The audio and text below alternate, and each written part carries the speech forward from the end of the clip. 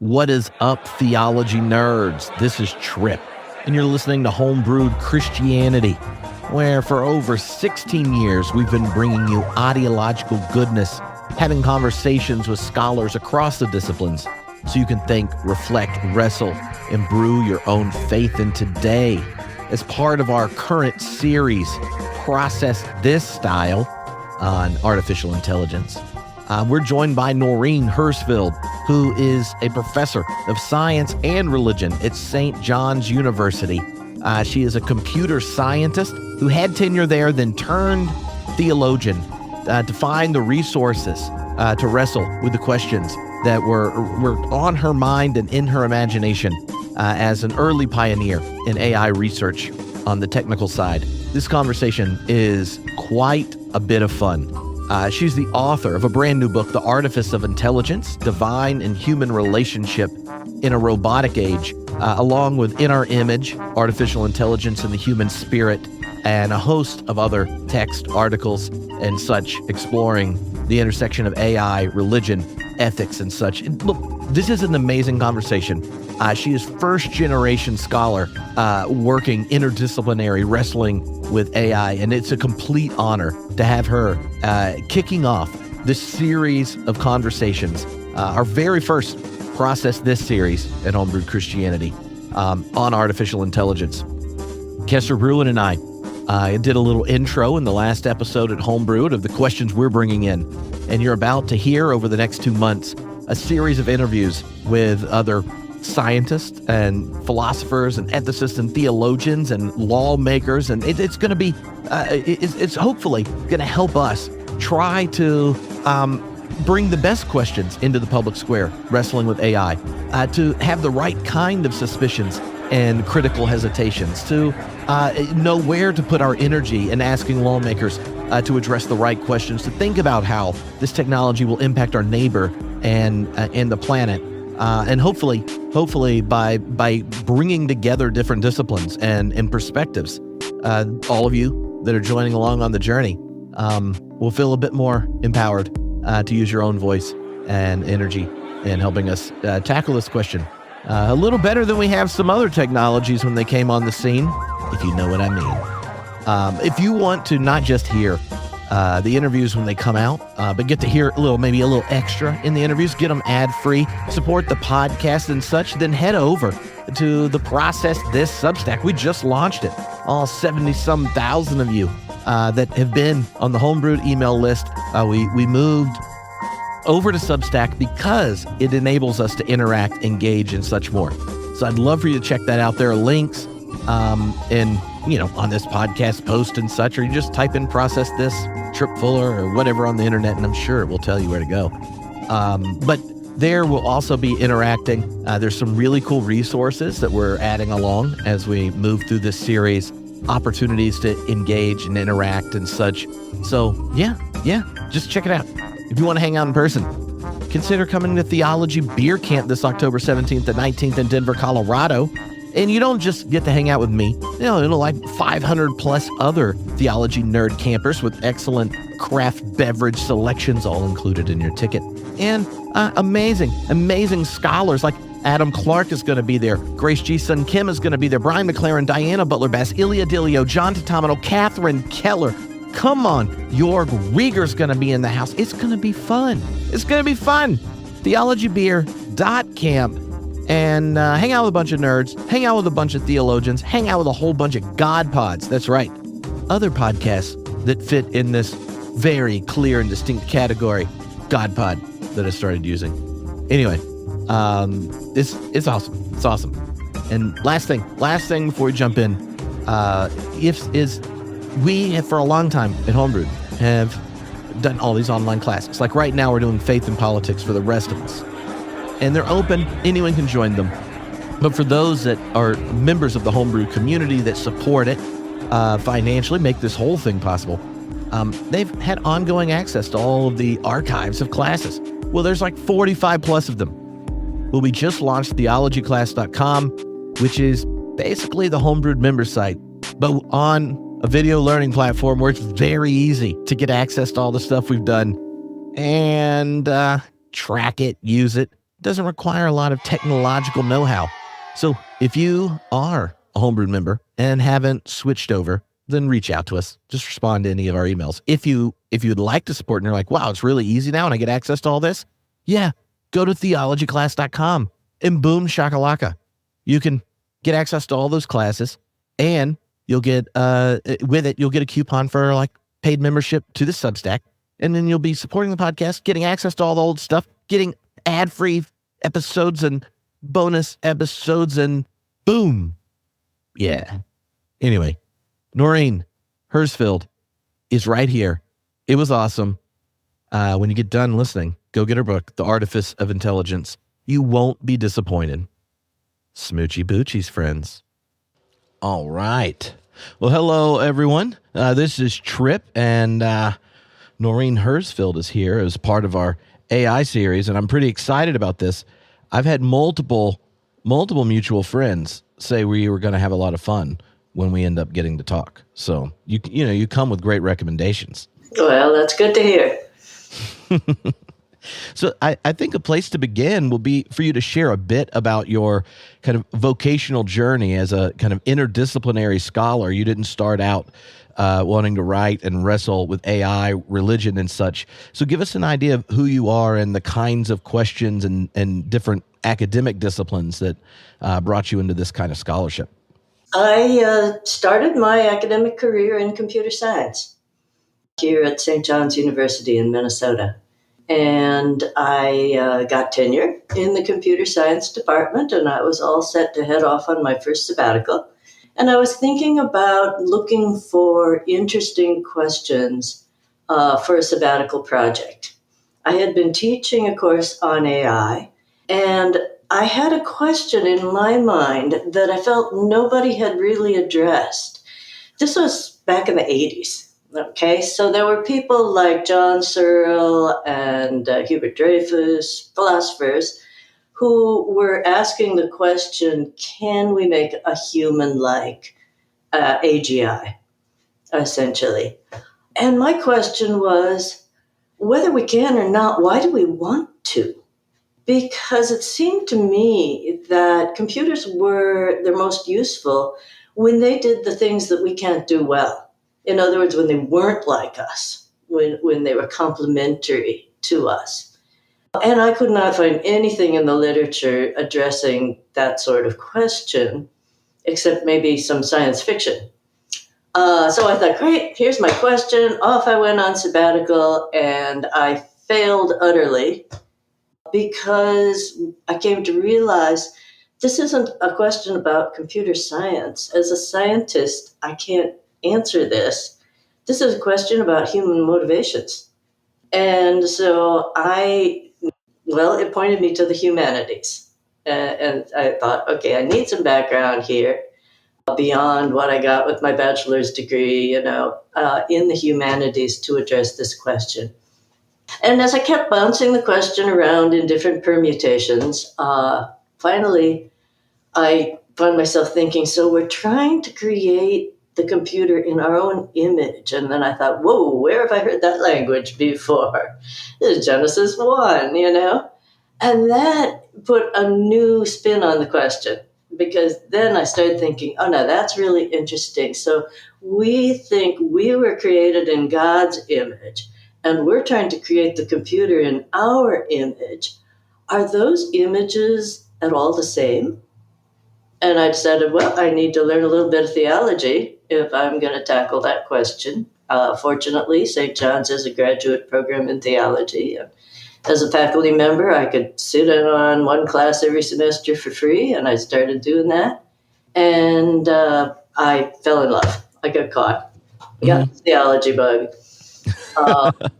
So I finished up a master's degree here, and then they were kind enough to give me a 2-year leave of absence, and I headed off to Berkeley and the Graduate Theological Union. And the advantage with the Graduate Theological Union, of course, is its proximity to UC Berkeley, where Dreyfus and Searle and all those guys were, So I got to go there. I tackled my question, and it became my first book, In Our Image, artificial intelligence and the human spirit.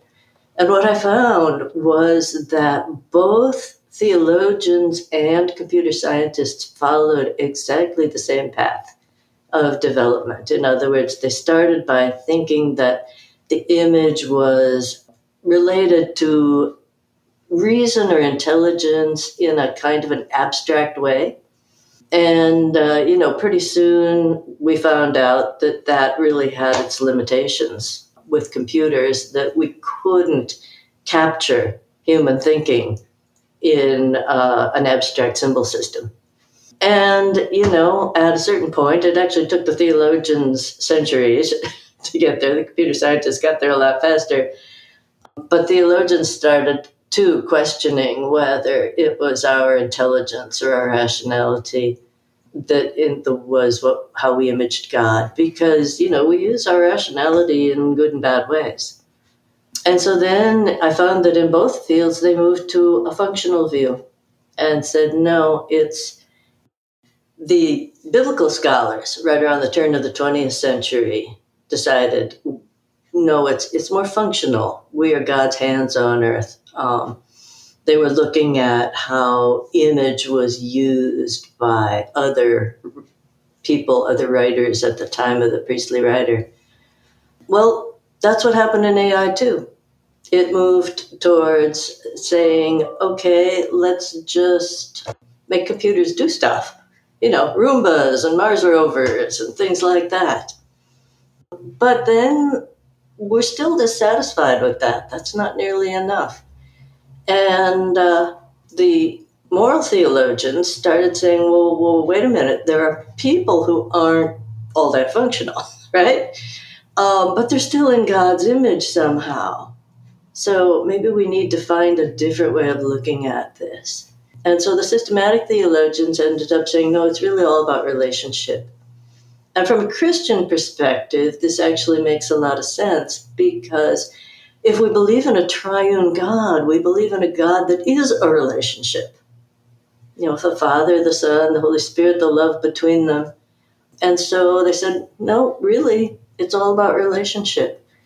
And that's the point where I think we've gotten with computers as well. If you think about like the chatbots that are out there today, it's really about the computer being a relational partner to us. So it's interesting, but both fields made the same journey and have ended up in the same place. When you think of those parallel journeys, as a computer scientist, like what were the kinds of research questions you asked early on in your career, and how did you see them change as you get to, more functional kinds of questions, and then thinking of more relational or embodied forms of questions? Well, that was my own journey as well, because I began in mathematics and then moved into computer science. And I was very much on the symbolic logic side of it all. And I loved those fields precisely because they managed not to get involved in all the messy human questions. Because human beings are messy. And so when I was young, I just thought, what, but math is cut and dried. It's right or it's wrong. You either proved it or you didn't prove it. Same thing with computer science. The program either runs or it doesn't. It's all very straightforward, very black and white. And I like that. But as I was teaching in computer science, I found myself more and more getting interested in precisely the messy human questions. Questions about AI that we're asking, what is it we really want from the computer? Do we want it to be our servant or do we want it to be our partner? How can we better interface with the computer? Where are we making big mistakes by giving the computer more authority than it actually has? And so what was interesting was, in my attempt to avoid the messy human questions, I eventually just ran into all of them and found out that, well, those are the interesting questions. That's great. That's great. I wonder if there's a way in which your particular journey of seeing these kinds of questions that require the humanities and the theological tradition, wrestling with them, if that journey of coming to it gives you a different sensitivity to the way so many questions of late around AI have appeared. Like when you think of kind of standing in both of these different disciplines, and then in the last 3 or 4 years, the number of questions just in the public square that AI's generated is so significant.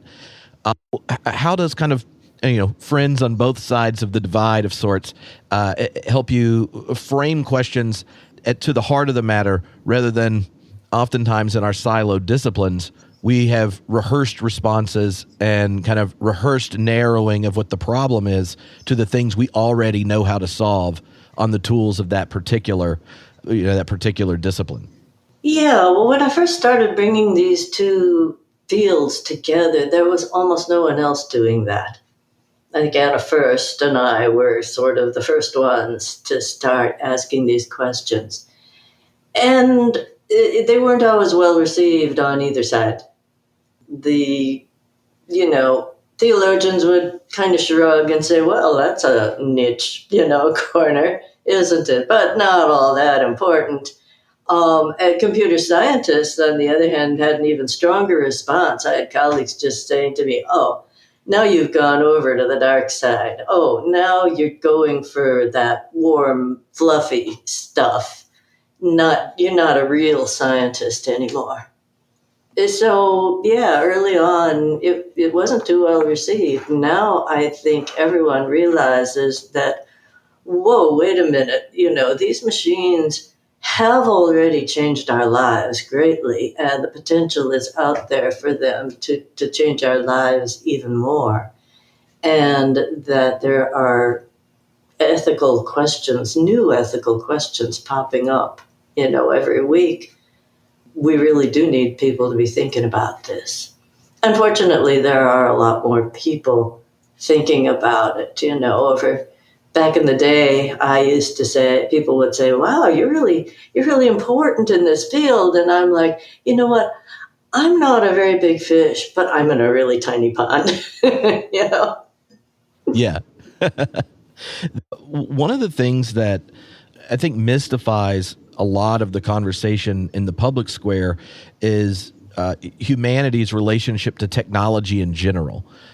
Kevin Kelly joked when he was on the podcast that when humans say technology, they tend to mean things they had to learn how to use after they were 30. Because so much of it is already just natural when you're born in the world and you learn how to relate and interact. Mm-hmm. As someone coming from these different disciplines and then thinking what the wisdom traditions themselves bring to kind of discerning our relationship with technology and not taking it as value neutral and such, how do you kind of frame that question of discernment around technology more broadly that AI is connected to? Well, we do need to be discerning, because I think when it comes to technology, we've always linked the words technology and progress. And there's just this feeling that, well, any new technology, we simply have to adopt it, we have to use it to its fullest. And of course, the developers of these technologies will always claim that they can do more than they actually can. One computer scientist at MIT used to have a sign over his desk that read, "We shall overclaim," and it's what happens, partly because they're working with soft money and you have to overclaim to get those grants. But we often don't look at what could go wrong with these technologies until it starts going wrong. And then we start saying, whoa, what's happening to us? How come things are changing and attitudes are changing? Computer science can't answer those questions. Those questions are questions that we have to look at the wisdom that's found in our religious traditions. And for example, if we say computers seem to be changing our relationships with each other, we have to ask, well, what makes for a good relationship? what makes an authentic relationship? I can say I have a relationship with my computer. Frankly, I talk to it. Most of us probably do. And now with Alexa and Siri, of course we do, right? But what kind of relationship is that? If I go out and I buy a sex bot and decide I want to marry it, what kind of relationship can I have with it? And what will be missing? And so it's questions in Christianity. I think the two most important areas where we bring wisdom to the table on these questions are about embodiment, because Christianity is the most embodied of all the major religious traditions, and about relationality, because, of course, central to Christianity is love one another and love your neighbor as yourself. And so those are two areas where Christianity tells us, we've been thinking about these things for a long time. You might be interested in some of the things we've thought. And then other traditions can help in other ways. For example, some of the Eastern traditions like Buddhism can talk about being quiet, contemplation, mindfulness, what the human mind is capable of beyond our reason or our intelligence. The wisdom of the religious traditions is something that I think we could dig into and apply as we find these new technologies raising issues. Well, I mean, to ask the question of one's neighbor, right? That's the kind of question that emerges when you give that relational response to the image of God in persons. I know in our image, there we go, the book, you talk about those three definitions of image, moving from kind of an attribute to a function to relationship. For those that may not, have the history of Christian thought running through their head and such, could you kind of unpack that a bit to help us see the kind of the profundity of engaging questions around AI when that particular anthropology understood, grounded in relationships, leads the way? Well, I think I already did that when I was talking about how the two streams of image were the same. I was thinking of the figures and such that people might recognize, because in the book you spend time in engaging different thinkers like Niebuhr and Barth and these kinds of things, and a lot of times we may not recognize the gift of our religious tradition to address other questions that are in front of us until we get to know it a little more intentionally and a little deeply. Like, there are tons of Barth scholars who would have never written what you wrote, right? There are tons of Niebuhr scholars that wouldn't have used like nature and the destiny of man to put forward particular questions around humans and their relationship to technology and pride. And that's what I found so compelling in both your books is the sitting within the theological tradition long enough and getting to know kind of the energy that's moving in these doctrines so that they can animate critical and faithful reflection about questions so many in the church may have, but they may not know there are resources sitting there, right on their bookshelf if they start to connect the dots. Yeah. Niebuhr and Barth both, I think, have something very serious to say about our quest, particularly our quest for an AGI, an artificial general intelligence, a very human-like intelligence. Niebuhr, in Nature and Destiny of Man, says, of all the creatures, we are the ones who can posit the infinite. We are the ones who think about transcendence and about transcending our own situation, our human situation.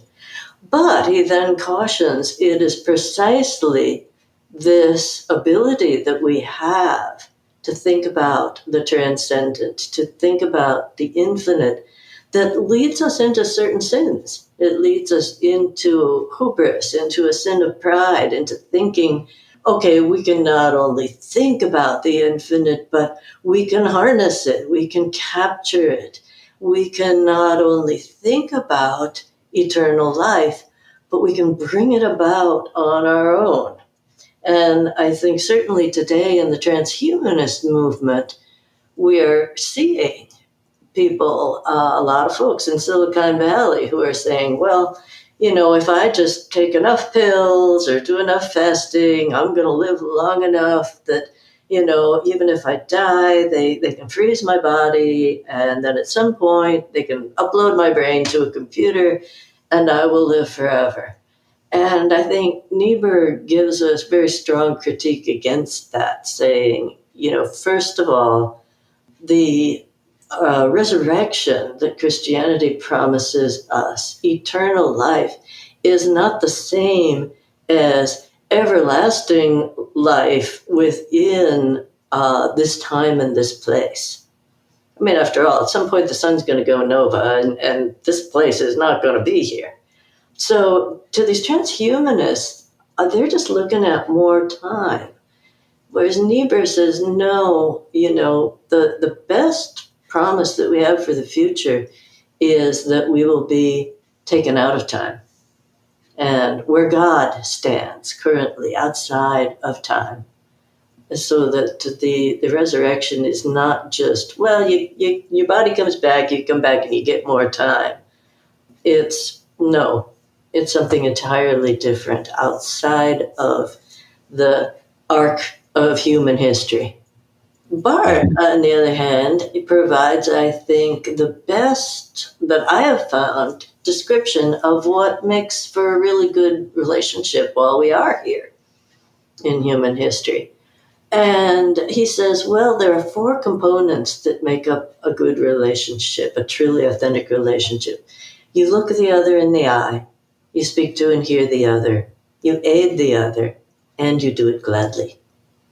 By looking the other in the eye, he's saying you're actually seeing the other as the embodied person that they are, and as other than you, so that they are not just an extension of you or something to be manipulated by you, but that they are truly other. And, this raises a question. Well, I can look you in the eye right now through all these computer screens. Is that the same as looking you in the eye if we were sitting in the same room? It's not. It's partial, okay?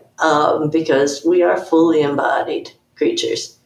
I can't shake your hand, I can't actually see you in 3 dimensions. You're flat on my screen. With a computer, can we look a computer in the eye? Well, we could look an avatar in the eye. I suppose a robot we can look in the eye. But there are some problems. When I look you in the eye, and then suppose I see you again suppose I meet you in person at a conference after we've had this chat, I know you're going to be pretty much the same person you were that I'm talking to today. With a computer, you don't know that. They could be reprogrammed, they could be hacked. You actually don't even know. You can be speaking to an avatar you've created on a screen, but you don't know who's hearing you, because your words, once they get out there, they could be going anywhere. And there have been instances. One instance that I found really illustrative here was that in, I believe it was South Korea, someone developed a chatbot. It's a program where you could design your own chatbot, and they aimed it towards widows, so that they could design a chatbot either just to be a companion to them or even to mimic their dead partner. But there were scammers behind the program, and they were using these chatbots to elicit private information from these women and, then to scam them. And eventually the government had to shut this down, and did. And many of the women said, it felt like a second bereavement. That now, first they lost their partner, then they lost their AI partner. But I think this shows the danger that when you're not actually looking someone in the eye, you honestly don't know who you're talking to, and it could be a scammer. So when you go to speak to and hear the other, you have to say, well, I'd like that to be connected to looking the other in the eye, because otherwise I don't know who I'm speaking to and I don't know who is hearing me. Aid the other. Well, computers aid us all the time. So that's good. There are questions about how much aid we want them to give.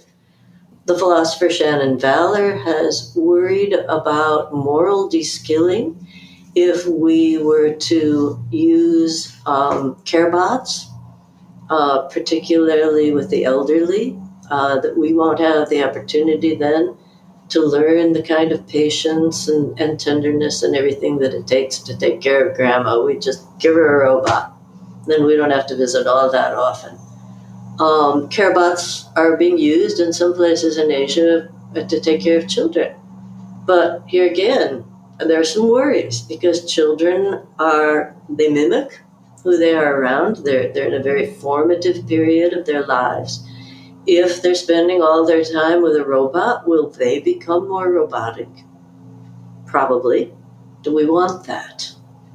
Then, of course, there's the whole question of lethal autonomous weapons. These are being developed at a rapid pace. I think we've seen them deployed for the first times in Ukraine and Gaza. Do we really want our computers, our robots packing heat? How much agency do we want to give them?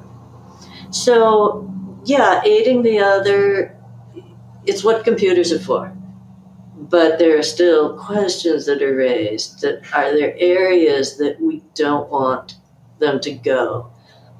Just yesterday, I saw this great meme of a woman saying, I want AI to do the laundry and the dishes so that I have time to write and do artwork, not AI that'll do the writing and the artwork so that I can do the laundry and the dishes. So we're sometimes probably getting things backwards, finding that the easier things for the computer to do are the things we want to do. And some of the things we just assume, Roomba's great for vacuuming and terrorizing the cat, but, it's, it would be nice to have AI that would do the dishes for us. So far, we don't have that. And then, of course, you come to the last one, do it gladly. Can a computer do anything gladly? Do we want it to?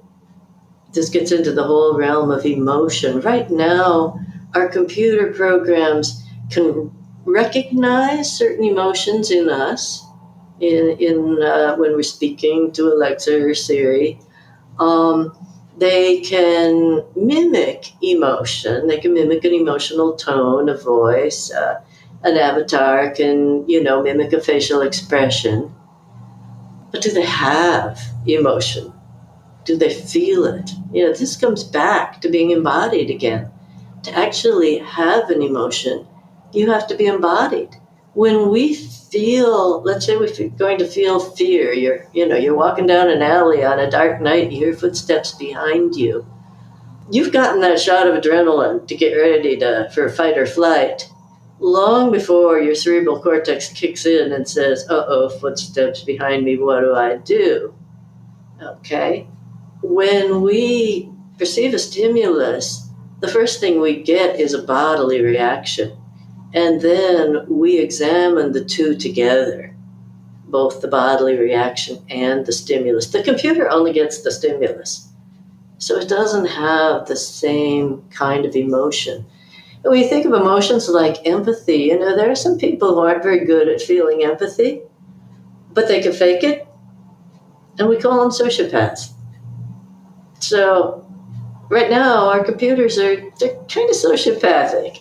Having a relationship with a computer is probably in the end, it can be charming at first, and in the end, it's going to feel about as empty as having a relationship with a sociopath. Yeah, you raised so many different particular issues there that could often be just walked right. We could walk right by them theologically and ethically, if we aren't attending to what's getting itself done in these kind of responses. When I was at the University of Edinburgh, one of the classes I taught was the science and religion half of the year that went through biology and the psychological sciences.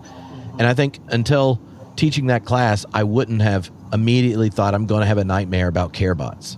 But when you told me that, like both beginning of life and end of life, the care bots are actually taking out the very places that human evolution generated that deep ethical impulse that the face of the other brings us, right? That humans birth a child before they can be autonomous, and culture and community, family, society cooperates in a host of different ways to create a loving place, and that we thrive as a species when deep trust and security is established then, and that's reciprocated to the elders at the end of life. And that kind of care is not something that could be shoved aside lightly. But the thing that I find difficult to do and hard for us to wrestle with theologically is to go, but the big engine of our economic system, that like kind of naive connection between technology is always progress. The idea that, more workers in their peak years could be, doing their job and all these kinds of things instead of giving time for the care of infants and the care of elderly is like that logic makes perfect sense. And when none of us can opt out of the economic system we're in, even if you don't like it, the temptation's significant. The same kind of temptation our students are having now about using AI on their essays and all these kinds of things. It raises this predicament where technology and the kind of unquestioned connection to it, to kind of our cultural myth of progress, doesn't ask the kinds of questions that I think if we care about the depth of humanity and care about the nature of relations and community, we would. And those opportunities to be morally formed by the care of a child and the care of elderly are essentially human. And I could imagine nightmares about all the examples you just gave. But I wonder, as someone who kind of goes between these different disciplines, how do we raise those ethical questions where it's not just can we do X, Y, and Z technologically, but should we? Exactly. Well, I think these are questions that, religious people should be raising all the time. Should we? I mean, obviously, in some ways, the Amish give us an example of a religious group that has decided that the paramount thing that they want to hold on to is relationships within the community. That's why they don't have cars. That's why they don't have telephones in their houses. They'll actually have a telephone booth in the Amish community that you can go to if you have to make a telephone call. But they said, if we have them in our houses or in our pockets, we're not going to go visit each other. And we're not going to look each other in the eye when we speak to and hear each other. And if we have cars, we're going to drive off here, there, and everywhere. And we're not going to really cultivate relationship within our smaller bounded region, bounded community. So, they're not against technology. They use power tools to make their furniture and stuff like that. They're against certain technologies. No, we're not going to have a television because then people are going to stare at it and have semi-relationships with the characters on the screen instead of, again, visiting each other and having real, complete relationships with each other. I think we need to be asking more questions like that as well, and not just saying, oh, well, the kid will be safe because they got Robbie the robot, or Grandma will be fine because, Technophil will look after her. But to realize a full life means, as you were just saying, establishing that kind of reciprocal relationality where the parent takes care of the child who is not able to live on their own, and then eventually the child takes care of the parent when they are no longer able to live on their own. And there's a fullness, there's a depth, it's like a full circle in that relationship that could be attenuated at either end. In the middle, too, I'm concerned about de-skilling. We've seen that computers can de-skill us a lot. If we have self-driving cars, are we going to have the skill of being able to drive anymore? And the fun of it, If we have, think about a worker in an Amazon warehouse, In the past, that worker might have worked in a shop. They might have owned the shop. They would have known their customers. They would have interacted. They would have had a rich relational life while they sold things. Now, they rush around in a huge warehouse, just putting things in boxes. And it's a sort of de-skilling. You think about the artistry that goes into, hand making a piece of clothing or a piece of pottery, and how different that is, and how much more we value the things that we know were made by a skilled artisan than the things that were punched out by a machine or a 3D printer or something like that. So there's physical de-skilling that technology brings to us. Now we worry about moral de-skilling. That if we have these care bots, we will not learn the moral skills of looking after each other when it's needed. And there's also a sort of spiritual de-skilling that can happen. I just wrote a paper that will be published in Spiritus, the Journal of Christian Spirituality, in the fall, asking, is an AI-generated icon an icon? And, DALL-E, Midjourney, they're pumping out icons all the time now. But is it really an icon? Is it the same as when, an icon writer actually prays? They're blessed by the church. Then they pray, they contemplate the saint or Jesus or who they're going to write into their icon. And then they put layer after layer of paint on wood, going from dark to light, the same way that they believe in the Orthodox tradition that we are deified as we go through life. Our souls take on more light, more radiance, more goodness.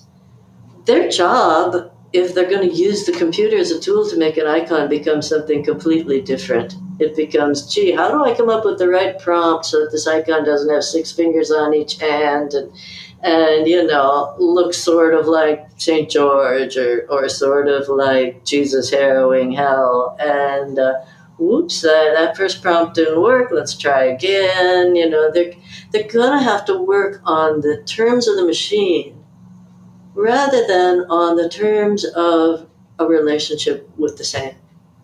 Mm-hmm. So when you earlier you raised that question of, really Jesus' command to love our neighbor. Mm-hmm. Like, is AI a neighbor, and can we love it, or will we be able to? Right? Like, I think part of that challenge, right? Like there are these ways it problematizes the genuine love of other human neighbors. But do you imagine us getting to a point, and what kind of shift takes place when we have created our own new neighbors that don't share our chromosomes and such? I think it's idolatry, really. We've created something with human hands that we are now going to relate to rather than relating to God and to each other. I think there is a genuine human need built into us. It's a need that was identified by Augustine when he wrote, Lord, you have made us for yourself, and our hearts are restless until they rest in you. It's a need to be in relationship with someone who is not human, someone other to us. It's to be in relationship with God. But throughout history, that scared us because we don't control God. We can't control God. And we don't know God as deeply as we would like. And so we often try to find substitutes. Gods made by human hands that we can therefore control. And we can, in some sense, grow to love them, but they cannot love us back. As the psalmist says, well, they have ears, but they cannot hear. They have eyes, but they cannot see. They have bodies, but they cannot move. He could have been describing robotics or avatars on a screen. And what happens then is that we give the love that we should be giving to God. We give the attention we should be giving to God. We give the love we should be giving to each other and the attention we should be giving to each other to something that isn't real, to something that actually cannot love us back. And it's at the root of all idolatries, and this is just one more idolatry. The impetus comes from a good place. We are hardwired to be in relationships. But ultimately, if we substitute for relationships with things that are not embodied, that are not real, that do not have emotions or feelings, we're going to be disappointed in the end. And yet we will have given all this time and attention to something that lets us down, when we could have been giving it to each other and to God. Mm-hmm. I mean, even that connection that you raised there in Augustine, something Niebuhr picks up and kind of deepens the problem for the modern age, where as the reality of God or the concept of God dissipates from culture, and this kind of the rise of the plausibility of a life without the transcendent, then he raises that question that's the place where humans construct idols, right? Like this desire for self-transcendence. And that kind of suspicion, cultivating that kind of critical suspicion about our relationship to technology, I think gives us a hermeneutic of sorts where technology is one of the places, and an increasingly dominant place, that our pride as a species gets expressed. Exactly. And we think that through our technology, we can bring heaven on earth. We think that through our technology, we can maybe ultimately live forever. And none of those things will happen.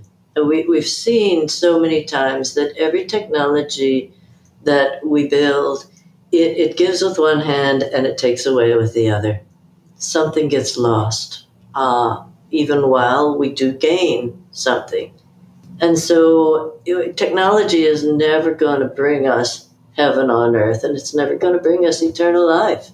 That's why Niebuhr says, looking at all the possibilities, I still believe that the Christian view of the resurrection is the best hope for an eternal life. And one of the things, if you take a good look at Christianity, you see that everything that is central to it is about our physical embodiment and our living physical lives in a physical environment. It's central to Christianity, the incarnation. God took on a human body just like ours, a fallible human body that we just as soon get rid of if we could, because, it feels pain and we know it's going to die. And he felt pain, and he died, so that God could have a full, 100% authentic relationship with human beings. Could know. We could say, yeah, we got a God who's been there, done that, knows what we experience. And then there is Easter and the promise of the resurrection. A lot of Christians talk as if, they were Cartesian dualists. If somebody dies and they say, oh, his soul went to heaven, he floated across that rainbow bridge or whatever. That isn't what Christianity teaches. Christianity teaches that on the last day, there will be a resurrection of the body. and we will be raised in an embodied form, just as Jesus came back and was embodied. He ate, he drank. His disciples could put their finger in his hand and the wounds were there. And then you think about the sacraments in the church. It's an embodied act. I think it's one of the reasons why, for Christianity, trying to do it all online doesn't really work.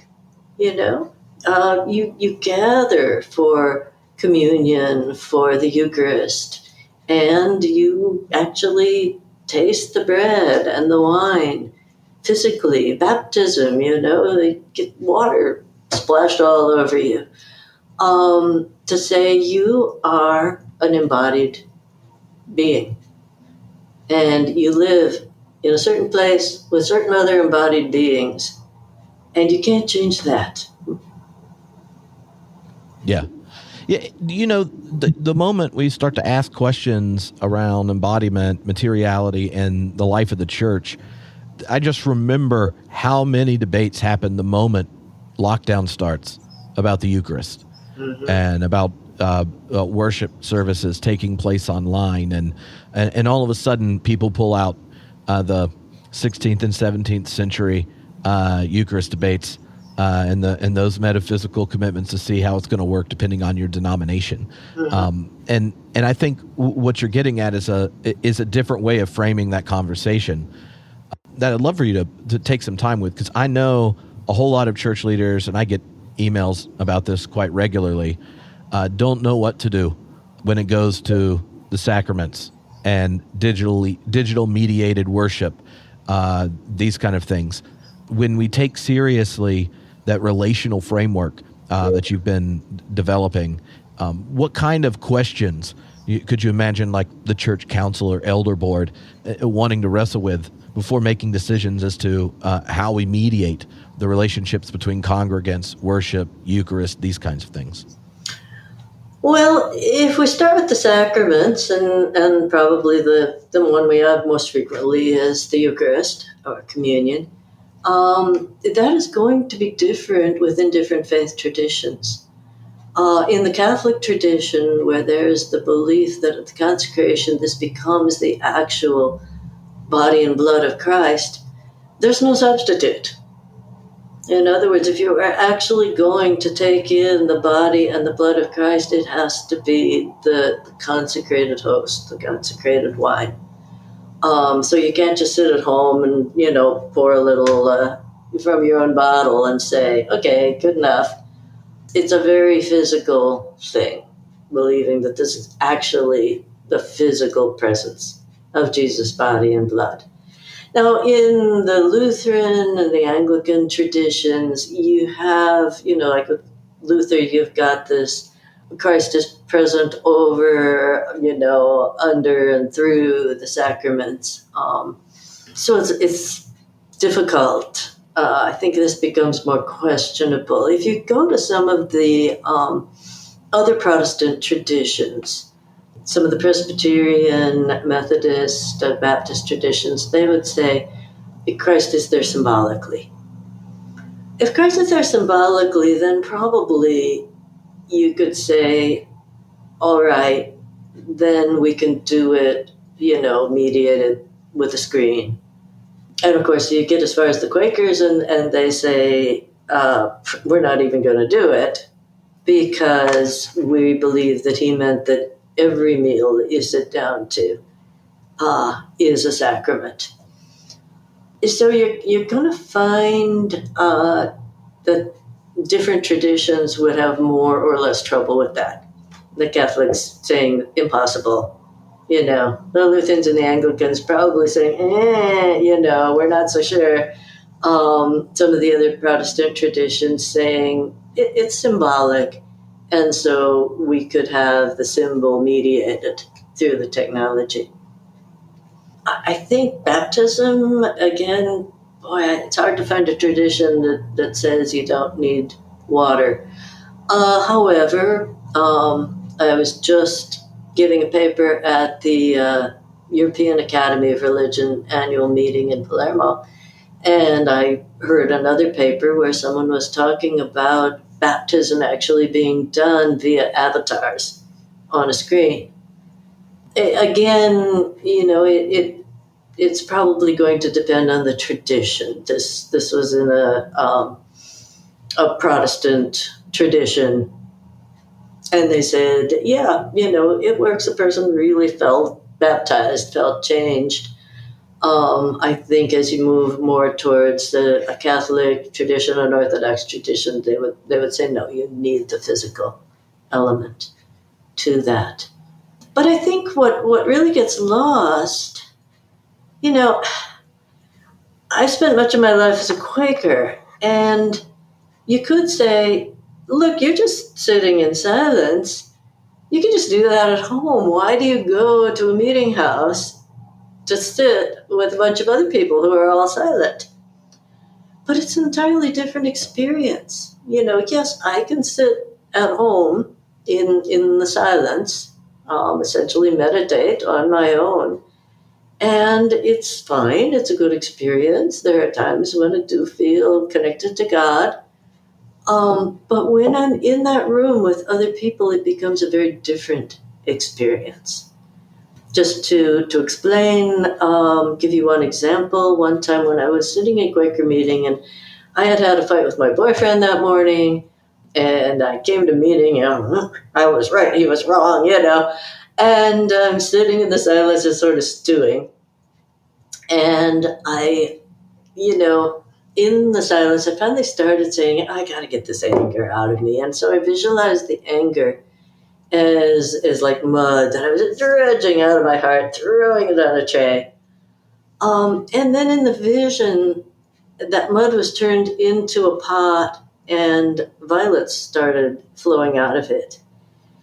And someone sitting across the room, another Quaker, said, I don't know why, but the line from the 23rd Psalm keeps coming to my mind, my cup runneth over. And I thought, yeah, when we're physically present, we are connected in some way. We do not know how that connection works. We do not know the way, but we were connected that morning. And if I sit at home, I'm not connected to other people in that same way. The whole is greater than the parts. Mm-hmm. Oh, that's a great story and an example. And I think when we try to wrestle around religious communities and its relationship to technology, you get a beautiful example of discernment, right, in the Quakers and such. But one of the impacts that the church is continuing to wrestle with is just how our relationship to our congregations changed dramatically in modernity with the invention of a car. Right? Like the car solves a problem more efficient, faster, but now all of a sudden you're not connected walking down streets with the same people in the parish you go to.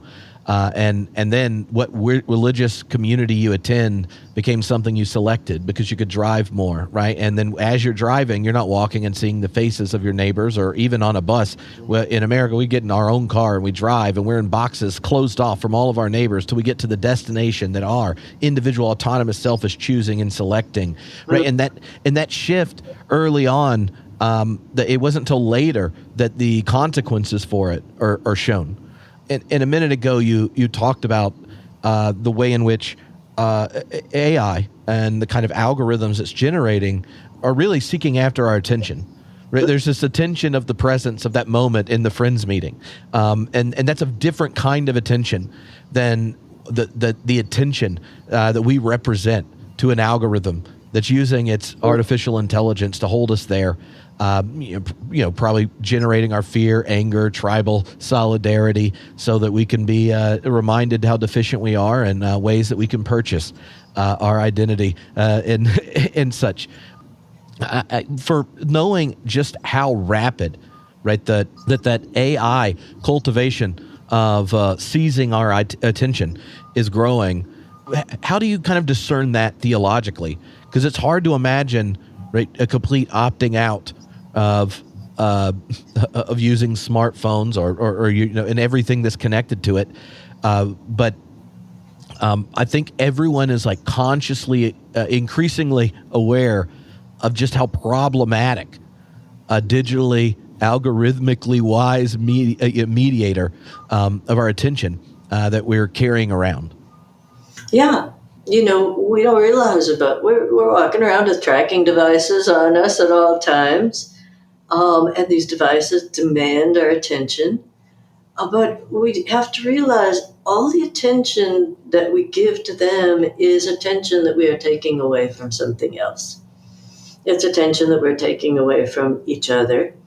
As you pointed out, with cars, we don't have the completely fulsome relationships with each other that we would have had in a different time. So I work with one set of people. I go to church with a different set of people. I go to the store and I see a completely different set of people. These people aren't integrated into my life. Each one is in one little part of my life. And of course, the computer takes that to a further degree. So there are certain people that you follow on X. There are certain people you are on Facebook with you. There are other people that the algorithm doesn't let you see. And those aren't the same people necessarily that you work with or go to church with. And so our relationality becomes fractured, just as our attention becomes fractured. And what I find particularly sad is when I walk into a classroom nowadays.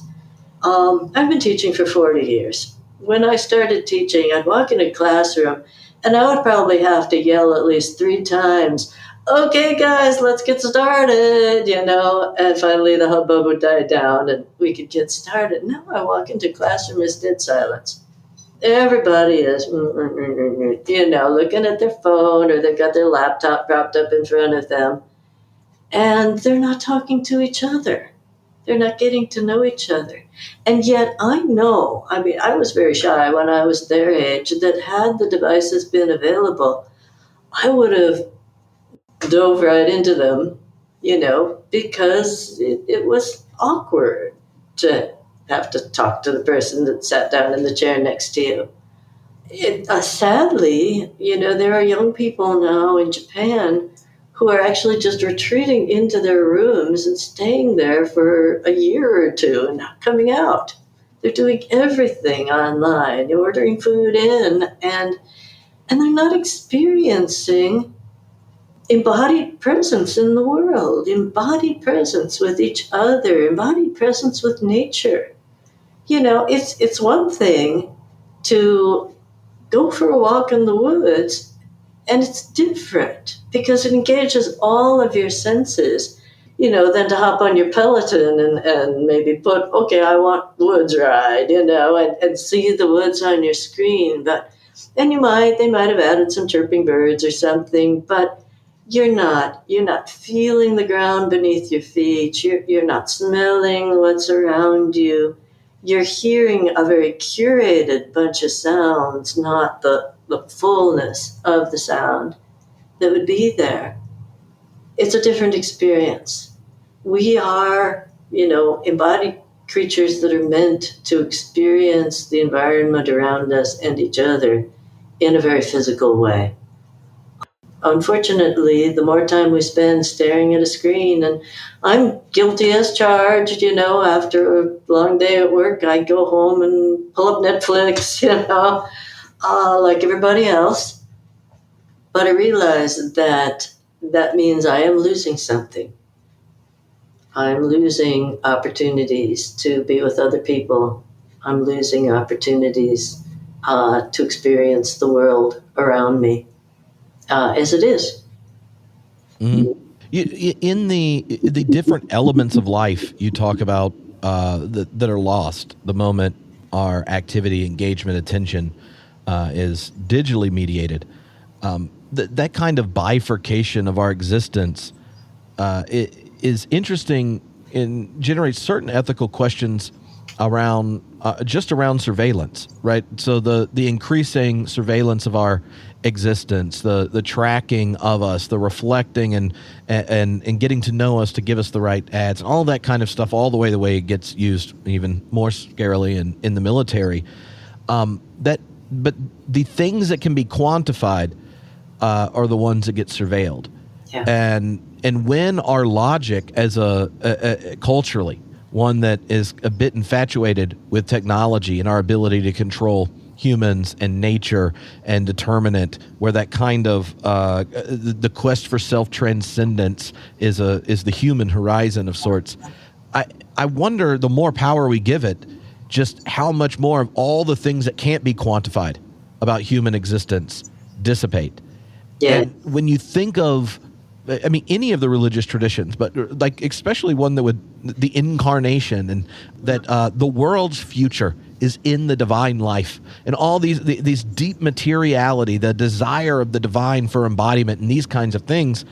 I wonder how we raise the question as one of discipleship about just how much of our existence that can't be quantified is the very place where the quality of grace, exists, where it makes us human, or a new human. What does discipleship look like when we realize just what is being handed over to our tech lords of sorts these days? Well, it's an interesting thing. You can't quantify love. That's the most important thing. And I find in so many areas, because computers deal with numbers, it is precisely what can be quantified that gets to be important. I worry about that in education right now with this move towards assessment, that, we're supposed to, give the students a questionnaire at the end of every term and they can assess how useful the class was. Well, the fact is, particularly in the humanities, if I'm teaching them how to program, they can assess by the end how good of a programmer they got to be or not. But in many ways, as I think back on my education, I might remember one thing from a class that stuck in my head, or that popped back into my head 20 years later. And all of a sudden it's like, oh my God, I didn't get that at the time. It happened to me in writing the book I just finished. I ended up using Martin Buber's I and Thou quite a bit. Well, when I read I and Thou as a college freshman, I didn't get it at all. Had you assessed me at the end of that class and said, okay, did she understand I and Thou? Did she enjoy the class? It's like, nope. But it was on my bookshelf.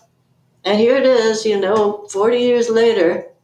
And I pull it off the shelf and go, oh my God, this is exactly what I need right now. So we don't know. You can't quantify that kind of thing. You can't quantify the one kind word that someone gave you that made you believe in yourself in that moment. You can't quantify the one thing your parents might have said that you brushed off, when you were a teenager, and that now that you're older or have children of your own, you're going, oh my gosh, yeah, I needed that. There's a lot, that we need that we can't analyze or assess at the time. So what does it mean for discipleship? It means being with each other. I think it means those four things that Bart said. It means looking each other in the eye, being physically present to one another, speaking to one another, and speaking with kindness, with grace, building the other up, not tearing the other down, as we have way too much of a tendency to do online. It means aiding the other when we might not get anything back ourselves for that aid, and it means doing it all gladly. That's discipleship. That's the kind of love that we put into action with one another.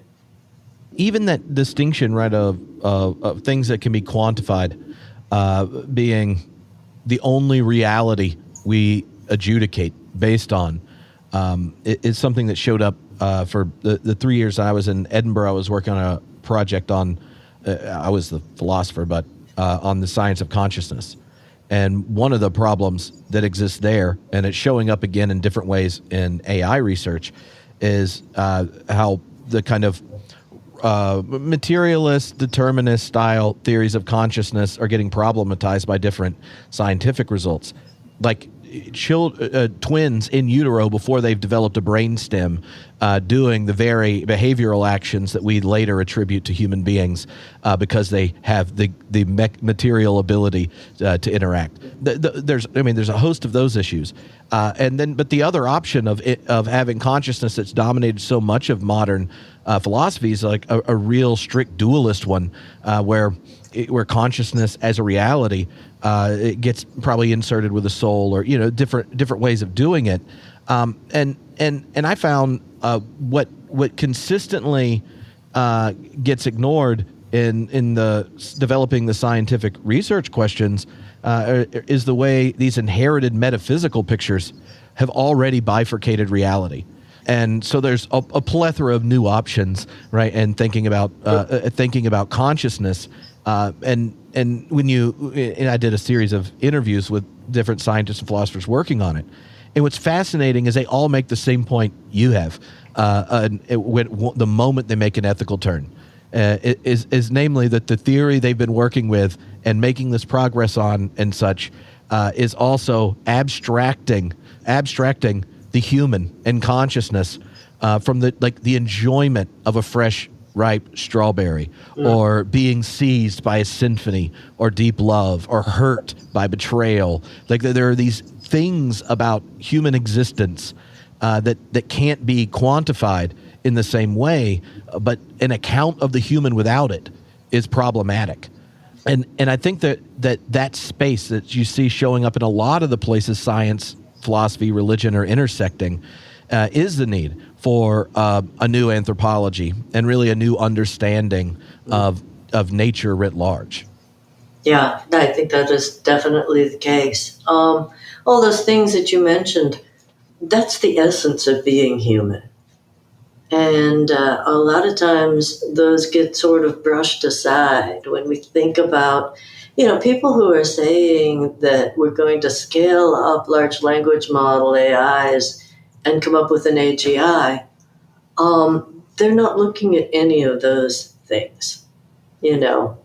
What we have right now is AI that has no internal model of the world and how it works, and no internal feelings about that world and about its place in it.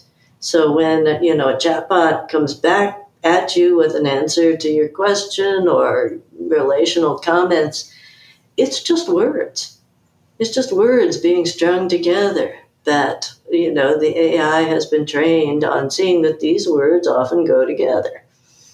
And that's why it makes so many hallucinations, so many mistakes, because it doesn't actually have any experience of the world. When we are children, we're learning so much that we don't even know we're learning. You think about a couple of kids playing in a sandbox, and they're learning about gravity, they're learning about fluid dynamics as they pour the sand from one thing to another. They're learning about interpersonal relationships when Billy tosses sand in Susie's face. They're learning about a lot of things of how the world works. And we're not putting any of that, we're not able to put all of that into AI until we have an AI that can actually experience the world.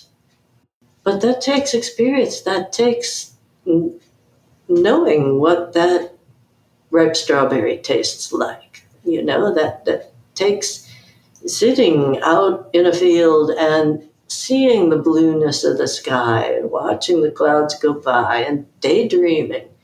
It takes all of that. All of that forms us into the people that we are. And right now, we haven't got a clue how to give that to a machine.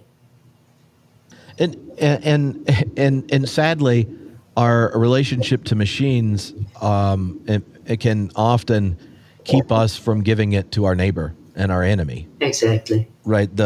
Just the way artificial intelligence is being used in most new technologies find their first use in war, and that should be that's something Jacques Ellul makes quite an important observation about.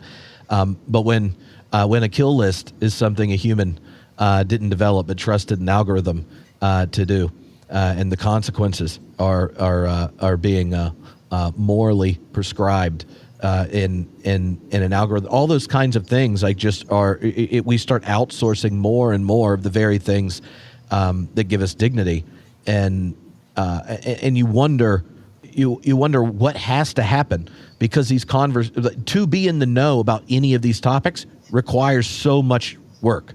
Right. So be it military intelligence using algorithms to target, or the kind of research that's taking place using stem cells, or the possibility of a lab origin around COVID is a question around the limits of research and what you do. And any of those kinds of questions are ones that it's hard to think about or feel like you even have the ability to say something about without a lot of knowledge. And yet the impact of them for what happens, what our military does with our tax money, or science funding and all this kind of stuff, is coming from us. And I think it's easy to feel overwhelmed and like one has no agency to direct the ship we're on because it's up there handing out grants and bombs based on what's been quantified. And I don't know what to do with that, but I do know. I mean, that's one of the reasons I wanted to do a series like this and hear from people in different disciplines and such, because so often we know our agency to shape our life ends way before the things that are on our horizon and that we're fearful of. And when you feel like you're in a web of relations that are responsible for outcomes like that, take how it's used in war, it's hard for that not to be an ethical question.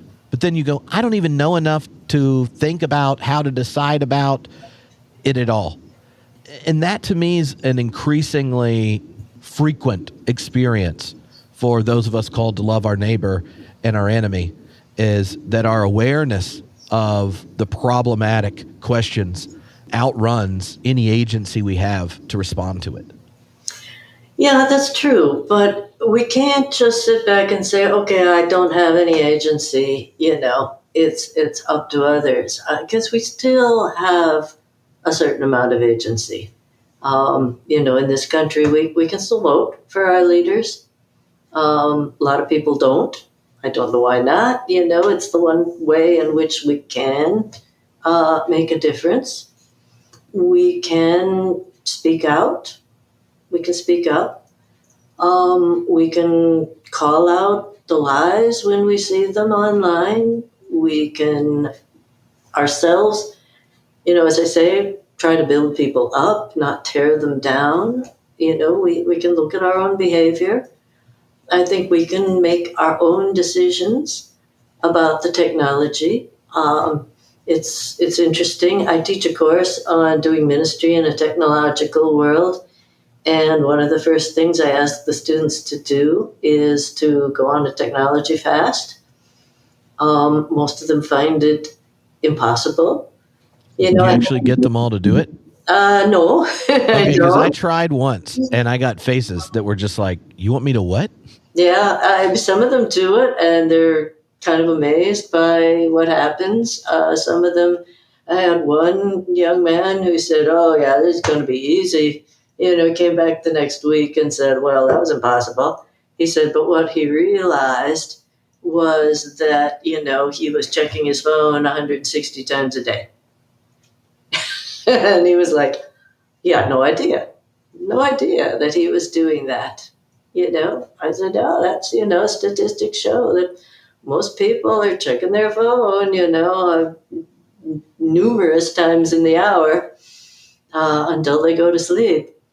So, it gave a bit of a wake-up call, I think, to some people to realize how very dependent they had become on the technology and how it might be getting in the way of their relationships with others, even though it presents itself as a facilitator of relationships. So, you think about Zuckerberg when he made Facebook, he was like, I just want to connect people, But then you look at how it's turned out and say, oh, yeah, and really disconnect people too, really divide people. So I think each of us can make decisions. None of us, one of the problems, I'm also teaching eco-theology and was talking to someone a few days ago who was saying, one of the problems is that we are all suffering moral injury because we can't get out of the society that we have built for ourselves. So if you think in terms of climate change, we are all participants. We drive cars, we ride in cars, even if we don't drive, we heat our houses, probably with fossil fuels. There's no way to be able to say, okay, I'm clean, I am not contributing to the warming of the environment. And so it's a moral injury. And it's not the kind of moral injury like I shot someone in a war and now I'm home and I did something in the past. It's an ongoing moral injury where we say, you know what? I'm still doing it and I can't stop doing it.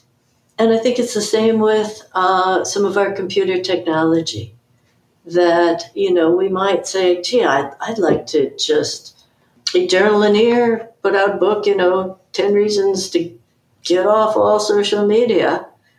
And you can read it and you can go, yep, check, yep, he's right, yep. But then are you going to do it? Well, you might gain some things, but I'll lose touch with my nieces, and my second cousins. And so I say, well, no, I'm not going to do it, but I'm going to try not to check it every day. If I check it once or twice a week, I can find out what the nieces are up to and the second cousins. And I can turn off notifications so it's not pinging me every time to say, hey, John just posted something. So there are things we can do, but we have to admit that, no, we cannot. But isn't that what our fact is? We live in a fallen world, Isn't that what original sin is all about? It's that we are caught in this web of a fallen world, and we will find ourselves numerous times and in numerous situations in our life being damned if we do and damned if we don't. And good, you get to choose, but it ain't black and white, it's dark gray and dark gray, That's part of human condition that has been recognized in almost every religious tradition to say, yep, that's the world we live in. You do your best, and as Martin Luther said, sometimes you sin boldly, but you trust in God more boldly still. And I think as long as we trust in a God who knows our condition, who knows our fallibility, who knows that we can, dream of perfection in our minds, but we can never reach it. And that's okay, because we have a God who will forgive us over and over and over again. Yeah. All right. I have one more question. That was a very sermonic conclusion, but I would be sad if I didn't ask it. As someone that gets to have these conversations with students, are there any particular films or pieces of fiction that when they watch the film, or TV series, or read the text, that generate fun conversations, like where the gift of the story allows a different kind of way of asking the questions than when they're dealing with it more directly and thinking about the technology and the Christian tradition and such.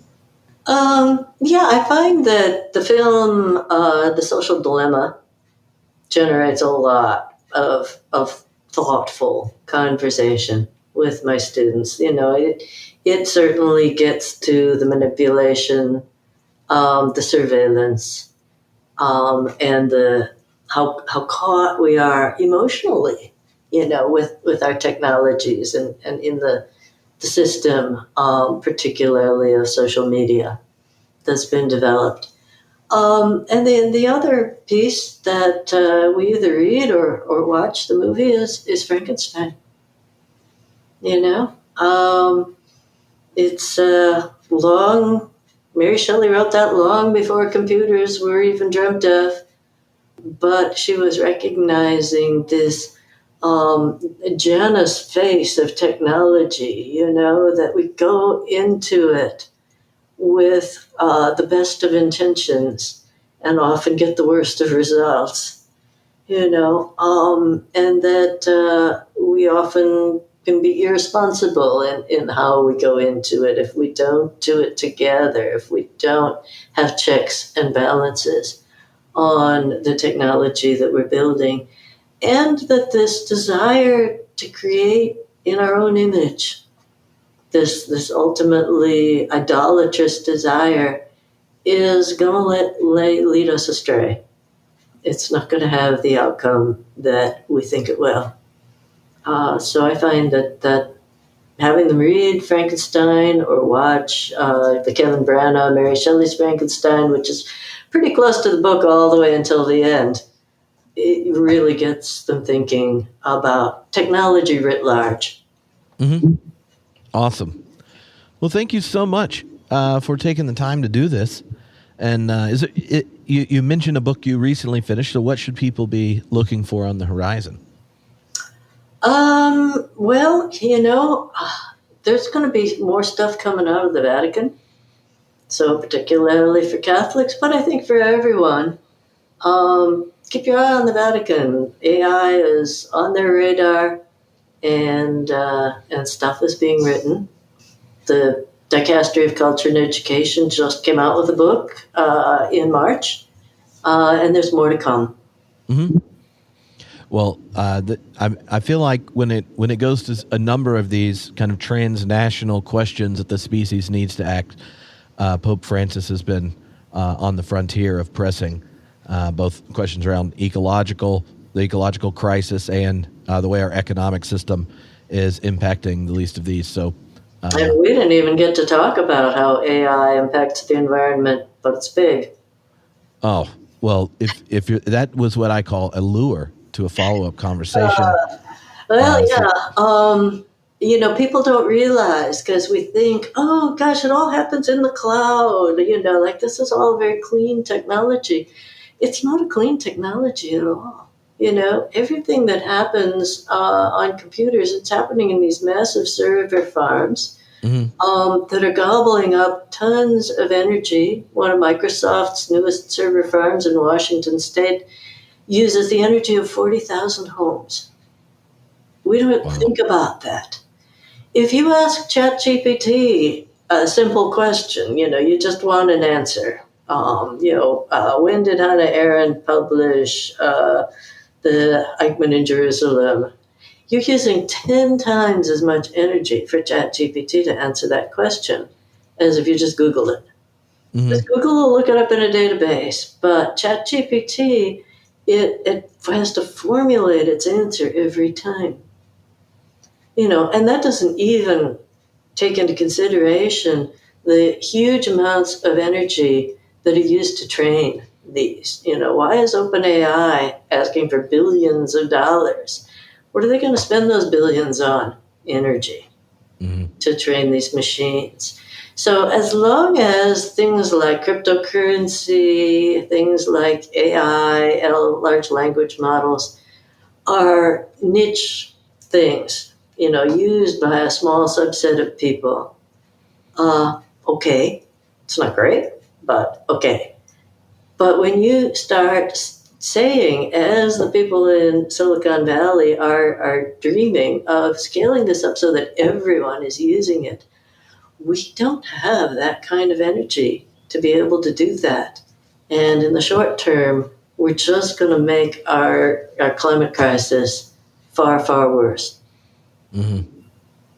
So, you might say, the Pope's thinking about climate, he's thinking about AI. he's also thinking about how these two come together, and they do.